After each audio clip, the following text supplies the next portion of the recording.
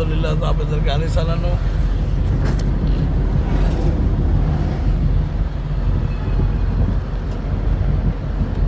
গাড়ি চালাতে কোনো সমস্যা হয়নি যাবেন না না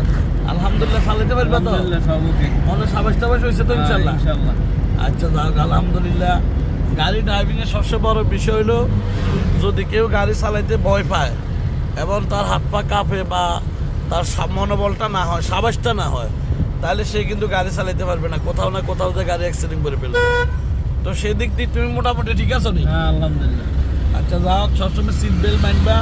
নিয়ম কারণ মেনে সুন্দর করে টার্নিং দিয়ে ওভারটেক করা যাবে না যে কোনো বাজার দিয়ে গাড়ি থাকতে হবে ডাইনে কোন দিকে ডাইনের লেন এই লেনটা থাকবে এখানে ডাইনে এখানে বাজারে দিয়ে ডাইনে যখন বাজার চলে যাবে তখন তুমি ইচ্ছা করলে যার যার লেনে সেই গাড়িটা নিয়ে যাইতে পারবে ঠিক আছে নি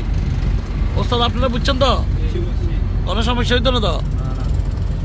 কারণ এর গাড়ি চালানো আপনাদের কেমন লাগছে